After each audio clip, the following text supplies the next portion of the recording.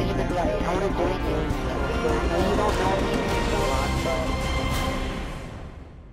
Hey guys, what's going on? GassyMexican here, and this is Message Monday for 5/13/2013. That being the day after Mother's Day. And our first question is actually very related to that very holiday that just passed us. First question is from, we're just gonna jump right into it. I usually stop it, Max. We're not gonna go on a tangent. We're just gonna go to the first question. All right, first question is from Danny C, and they say, "What did you and Renee do for your mothers on Mother's Day?" Hashtag MM. Hashtag Message Monday. Good question. Good question. Normally I forget. I'm really bad at remembering what days, like different holidays and stuff fall on. I'm not very good. The only ones I can remember kind of are like Halloween, what is Halloween? Like October 30th or 31st? I don't know. That one and Christmas. Christmas being mainly because it's on my birthday. So it's pretty easy to remember. Those are the only ones I can really remember. The other ones are just like pretty self-explanatory ones like New Year's and stuff like that. That's pretty easy. But everything else in between, like Valentine's Day and Mother's Day and all that stuff, I always forget. So this year I actually, found out that it was Mother's Day coming up, and I decided to actually do something. So what I did is I went and got my mom some edible arrangements. If you guys are familiar with that, I don't know if they have that all over the world or whatever, but here in the States we have Edible Arrangements, which is a company that basically you go online and you can pick out some sort of like, they have all sorts of stuff like, I don't know, fruit with chocolate on it and stuff like that, and then they have like fancy fruit kind of flower arrangements and stuff like that. It's all things you can eat, and it looks pretty and stuff. But I got my mom some chocolate-covered strawberries because she loves chocolate-covered strawberries. That's like her favorite. So I went on there and had that delivered and had a note and everything on that. Renee did the same thing. She got some, I don't remember exactly what she got, but she did the same kind of deal, went on Edible Arrangements. So we both just did that for our mothers, and from what I understand, her mother enjoyed it as well. So, what did you guys do for your mother on Mother's Day? I know a lot of you guys are probably going to say nothing, but, if you guys did something interesting or you just want to share, let me know what you did on Mother's Day. I was actually pretty happy with myself just because I actually remembered that it was Mother's Day and did something. So, especially since this is, I obviously live away from my mom now. She's back in Chicago and stuff, where I used to live.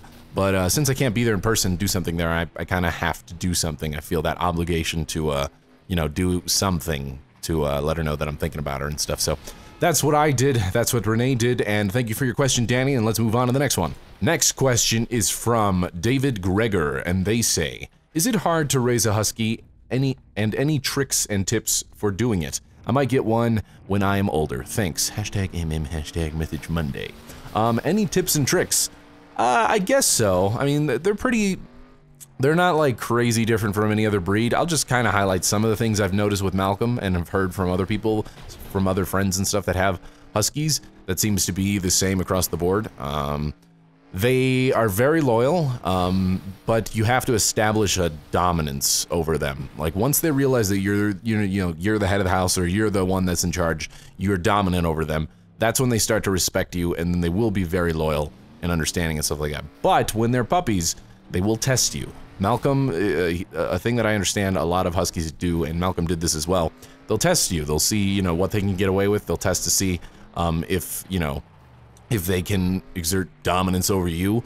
And one of the ways Malcolm did this, it's very kind of passive-aggressive, but Malcolm would sit in doorways and stuff, and he would sit in areas and like stand in areas that you knew, or that he knew, we walked frequently, like say from the couch to the kitchen, he would stand like in the way of the kitchen to test to see if we would walk around him or just walk straight through him. So that was a way he would test to see, what he could get away with and stuff. So what I would suggest is if you do get a husky, or any dog really, I think some dogs do this anyways, it doesn't really, like I said, this stuff isn't like just exclusive to the husky breed. Other dogs do this as well, but this is stuff that I've noticed with Malcolm. He would do that, and I would just plow right through him. Me and Renee just walk right through him, just fucking knock him down. It doesn't matter. You gotta show him that. I mean, I'm not saying like knee your dog into the face, but you have to establish that, hey, you need to move. You're the one that needs to move. I'm the one that's dominant here. That kind of deal. Other stuff that he does. Huskies are known for kind of doing like tantrums and stuff. Again, kind of seeing what they can get away with. they'll try to get your attention a bunch by, or like demand your attention by, you know, doing like, I don't know, kind of howling. Malcolm hasn't really mastered howling. He kind of sucks at it. Every now and then he'll pull out like a howl that sounds decent. We're like, oh, good job. But most of the time it's like, oh, like that kind of thing. And he'll do that and he'll try to get louder and louder. He doesn't do it so much anymore. He does it a little bit, but we've pretty much trained him now to the point where he knows when he needs to shut up. So, but he did that a lot when he was a puppy. Like me and Renee would be sitting on the couch and we'd be watching something, and he'd come up and, you know, demand attention from us and keep doing that until, you know, we got upset to the point where, you know, we basically punished him. I'm not saying like we got up and smacked him in his face or anything like that, but, you know, we would take away his toys and stuff like that. He realized that he was in the wrong and stuff. So, very much like a child. Obviously much bigger than a child, than a baby. But, yeah, those are two things. I'm trying to think if there's anything else really. Huskies in general, they have a lot of energy. They like to do stuff. So I would say if you are going to get a husky, if you're going with that breed, definitely make sure you can keep an eye on them a bunch. Malcolm's pretty much always been under direct supervision either by myself or Renee. He's pretty much always, especially now, he's being supervised like all the time by both of us. So, but if a husky is not being supervised, they will try to get away with stuff like they'll get bored, and especially if you're not taking them out for walks and stuff like that, or playing with them on regularly, they'll get bored. I know there's huskies that I've known from friends and stuff that barrow. They'll like be in backyards digging holes, or they'll dig like into the wood or carpet or whatever. So if you do have a husky, make sure you either keep them pretty supervised, you play with them a bunch, or you give them walks and everything will be fine. They won't get super bored and they won't, you know, mess things up for you. But those are some of the tricks and tips. There's probably more. Those are the ones that come to mind. But if you do get a husky, hopefully that will help. Those are also kind of, they can be applied to any breed. It doesn't really matter. They're not just exclusive to huskies. But yeah, hopefully that helped you or other people out there thinking of getting a dog. I don't know. I'm no expert, but I've had dogs around me pretty much my entire life, and Malcolm's pretty much the second dog that I've raised. The first one was Bullseye. I was the one that was at home and mostly raised Bullseye and trained him and stuff. So I've kind of raised two dogs. So that is my experience. I'm no professional, but that is my experience. Anyways, thanks for your question, David, and let's move on to the next one. Next question comes from Lazy Canadian, and they say, have you ever played a musical instrument? If yes, which one? And if no, do you want to? Yes, I have played a musical instrument. Several. The one that I actually was like, I don't know, quote unquote, trained and had lessons on was the alto saxophone. I know how to play that. It's actually, my saxophone's actually in Chicago. I've been meaning to get it shipped, but since me and Renee might be moving soon, it doesn't really make any sense to have it shipped here. We might be in San Francisco sometime in the near future, in the coming months. So I might just wait till then to get my saxophone shipped, but I would like to get it back and maybe record some stuff, maybe play some stuff with it. I've done a little bit of singing here and there. That's not really a musical instrument, but I mean, it's along the same musicality of it. I don't even know if that's a word, but I'm using it. Musicality. Yeah, I've played a little bit of piano. I dabble with piano. I don't know how to play properly. I used to know how to read music. I still do. Like, it'd take me a little bit to, like, remember everything, but I can pretty much read music. It would just take a little bit of a refresher for me to learn it again. But yeah, I dabbled in piano. I played drums, self-taught kind of deal, and just friends that know how to play drums would let me use their drum set and kind of teach me a little bit. So drums, piano, and saxophone. I would say saxophone's probably the only one that I've actually been trained on or whatever and had lessons on. Again, any of those I'm no expert. I just kind of enjoy. I've always kind of liked music and I like dabbling with it every now and then. I don't think there's really any other instrument that I've played. I'm a fucking beast at the recorder. Come at me with my recorder skills, you know? No, I do have a recorder though, and I can bust out some mean hot cross buns. So, I mean, if you want to challenge me on that, we can go toe to toe and have a little recorder battle. But yeah, I think that's pretty much it as far as musical instruments. I do enjoy playing them, and I would like to learn how to play the piano properly. Like, I'd like to actually learn that, whether it be lessons or just self-taught kind of deal using like a program or whatever, some sort of self-instructional guide or, you know, kit or whatever. I don't know. That's something I'd like to do as a life goal. So, yeah, thanks for your question, Lazy Canadian, and let's move on to the next one. Next question comes from MattyBoy33, and they say, how are Malcolm and Zoe getting along? Smiley face. Quick follow-up. I guess it was a good idea to, this is the reason why I picked this question, is because a lot of you guys still are asking me this. But just to follow up, Malcolm and Zoe are doing really good.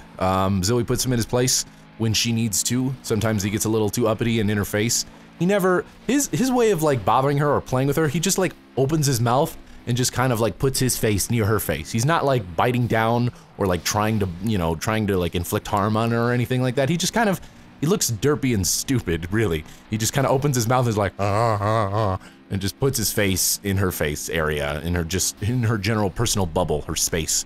And sometimes she's cool with it, sometimes she'll play around, and sometimes she's just not having any of it. And when that happens, usually she'll smack him. She doesn't use any claws or anything like that. Anytime she's smacked him, it's just been like open hand or open paw. That sounds stupid. But yeah, she doesn't have her claws extended, and she hasn't really, you know, she hasn't like scratched him or drawn blood or anything like that from his nose or anything. This is getting really graphic. But yeah, that's never happened. But they're doing good. Overall, they're pretty good. They're very used to each other by now. Yeah, sometimes I'll hang out. Zoe will sometimes come up and rub up on his paws or legs or whatever if he's standing or sitting. And yeah, they're really cool with each other now. So I'm pretty happy that that's the way it turned out. I'm pretty sure I was pretty sure that that's how it was going to turn out, because just the nature of Malcolm, he's a pretty lovable dog. And the one experience beforehand when he met Meowgie when he was a little puppy and she was a kitten. I'm obviously referring to what's it called? Good God, Seamus's cat. Couldn't even think of his name. God. Yeah, Seamus's cat, Meowgie. Malcolm's met that cat, and that was the only time before that he's had an interaction with a cat. So, and in that he was just curious and just very gentle, and you know, he wasn't like rah, you know, predator relationship kind of deal. So, I always thought he would do really good with the cat, and he has. So, thank you for your question. Malcolm and Zoe are doing very good. And let's move on to the next one. Second to last question comes in from Pedro Driher, or Pedro227, and they say, how do you pronounce Caribbean and caramel and roof? Well, that's how I pronounce them. Or other of these types of words. That's how I pronounce them. Caribbean, caramel, and roof. Sometimes I'll sometimes slip in like, I'm assuming you're asking like, how do I normally say it? So normally I would say Caribbean, caramel, and roof. I know sometimes I'll find myself saying Caribbean or caramel. Me and Renee were actually discussing caramel, or that word, you know, caramel, once before in the car, and we were saying how funny it would be to like go to Starbucks and just be like caramel, or no, what is it? Caramel. Yeah, we were trying to, like if you just went up and ordered like, can I have a caramel latte? And just see the reaction of the person. But, so go forth and do that. Use caramel. Say caramel. That is now the correct pronunciation of the word caramel or caramel. But yeah, sometimes I'll say caramel or Caribbean, but mainly I say Caribbean and caramel. Roof, I've never, what do you think? What's the other? Roof? Rough? Roof? I always say roof. I don't really know of any other way to say that. So, yeah, but those kind of words are always funny. I say GIF, I don't say GIF, because that's stupid and I don't care what the argument is. I'm just throwing that out there just to stir things up, stir the pot up. Yes, I have seen all the, you know, articles and whatever sources of the creator of the thing, you know, what's it called? Saying there, it's pronounced GIF, blah, blah. I still think that's stupid because the acronym, the abbreviation is graphics interface, or what is it? Graphics interface or interlace format. I can't remember which one it is with the I, but so it's graphics, right? You don't say graphics. So naturally, it would make sense to say GIF. That's my argument. I've seen that argument, and I agree with it. Graphics is the G in GIF, or if you want to say it that way, is the G in GIF. So naturally, I'm going to say graphics, or I'm going to say GIF. So I would think that same sound translates across. Anyways, this could be a huge tangent. I'm not going to make it one, but I was just throwing that out there to stir up the pot. Thanks for your question, Pedro, and let's move on to the last question for this week's Message Monday. Last question for this week's Message Monday comes in from Shady Like a Tree, and he says, who cooks more, you or Renee? Thanks, Shady, for your question. Shady is a friend of mine, but I liked his question, and I think I've referenced it before, but who cooks between the two of us? Mainly me. Sometimes she'll cook, but it's mainly me because I enjoy it more. I know how to cook more. I know how to cook more things. I generally just cook better. Not to say that she cooks terribly, but she doesn't really cook too much. She cooked some like grilled chicken and stuff like that, some lemon chicken or something like that before, and some other things. But mainly I'm the one that cooks, mainly because I enjoy it. I like cooking. I like making food and I like serving food and stuff like that. So, yeah, I'm the one that cooks more, and every now and then she'll help me around, you know, she'll help me out sometimes as far as preparing things if it's like a complicated multi-step stuff or multi-step recipe or something like that. But yeah, I cook more. I enjoy cooking. So that's gonna do it for this week's Message Monday. Hope you guys enjoyed it. If you guys want to try to get your question on next week's Message Monday, best thing to do is to follow me on Twitter, twitter.com/GassyMexican. Every Monday around the mid-afternoon, early afternoon area, or time of the day, I'll tweet out asking for questions. And when that happens, only when that happens, you tweet back at me, because otherwise I just get spammed across the entire week and I can't pick out throughout. I'm not going to go through and pick out everyone's thing. I just keep it all on Monday so I can go through real quick, boom, boom, boom, boom, boom, boom, boom, and get all the questions. So that's what I do. Just wait for that tweet. Follow me. Once you get that tweet of me saying, hey, send me questions using hashtag MMM, hashtag Message Monday, that's exactly what you do. You tweet me back, I go through, I pick them, I let you guys know when I have all my questions, and if you guys don't get your question on Message Monday, the first several times or whatever you try, and maybe it's a question I've already answered, maybe it's one I just don't want to answer, might try switching up your question. So usually I'll go through and pick the ones that are the most interesting ones. So if you're asking something that's pretty general or something that I've probably answered before, like it's something that most people would think to ask right away, try to keep your questions interesting, and you know, those are the ones that kind of stand out to me. So that's it for this week, guys. Thanks to everybody that sent in their question, and I hope you have a great rest of your week, and I will see you later. Goodbye.